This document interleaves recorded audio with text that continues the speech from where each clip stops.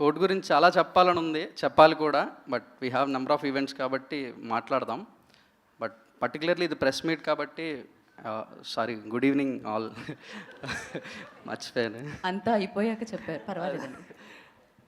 ఉంటుంది కదండి nervousness, first time debutante అయితే.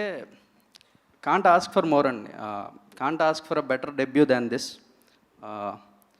నానిగారు ప్రొడక్షన్ అంటే వాల్ పోస్టర్ సినిమాలో ఇప్పటివరకు అన్ని సక్సెస్లే వచ్చినాయి, సక్సెస్ఫుల్ ఫిల్మ్స్ చేశారు. అట్లాంటి ఒక సక్సెస్ఫుల్ ఫిల్మే డెలివర్ చేయాలి నేను కూడా. దిస్ ఈజ్ అ రెస్పాన్సిబిలిటీ అండి. Thank you for believing in me sir. నేను ఇందాక చెప్పినట్టు ప్రతి ప్రొడక్షన్ హౌస్లో 2 క్వశ్చన్స్ ఉంటాయి కథ చెప్పడానికి వెళ్ళంగానే. ఎక్కడ పని చేసావు, ఎంతసేపు చెప్తామని. అవి అడగకుండా కథ విన్నారు అని. అండ్ దానికన్నా ఇంకోటి ఏంటంటే, ప్రొడ్యూస్ చేయాలంటే బోల్డ్ లెక్కలు ఉంటాయండి. సినిమాలో హీరో ఎవరు, అతని మార్కెట్ ఎంత కలెక్ట్ చేస్తుంది, ఇట్లాంటి లెక్కలతో పాటు ఇంకా చాలా కాంప్లికేటెడ్ విషయాలు ఉంటాయి ఈ స్క్రిప్ట్లో. అంటే దర్శి హీరో అయినప్పటికీ కూడా అతని సినిమా రన్ టైంలో చాలాసేపు, అంటే ఒక 45-50 మినిట్స్ అతను ఉండడు సినిమాలో.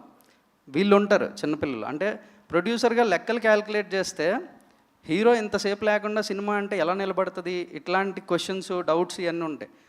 ఒక్క క్వశ్చన్ అడగకుండా స్క్రిప్ట్ని బిలీవ్ చేసి సినిమా చేశారు.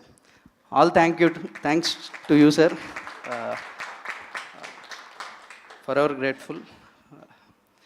దర్శి అన్న సేమ్, మళ్ళీ గంట సేపు సినిమాలో నువ్వు ఉండవన్నా అన్నా కూడా సినిమా ఒప్పుకున్నాడంటే యూ కెన్ క్యాల్కులేట్ హిమ్ ఎలాంటోడు. Love you for what you are అన్న, ఇలాగే ఉండు. ఆయన అన్న సినిమా ఎవరిది అంటే నానిగారిది అంటారు సార్, దర్శిది కాదుగా. పర్లే, ఇక్కడ సినిమా దర్శిది, కానీ అతను ఉండడు ఒక గంట.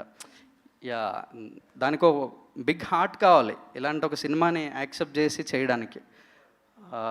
వి నీడ్ దట్ హార్ట్ అన్న, అది అలాగే ఉంచు. Thank you.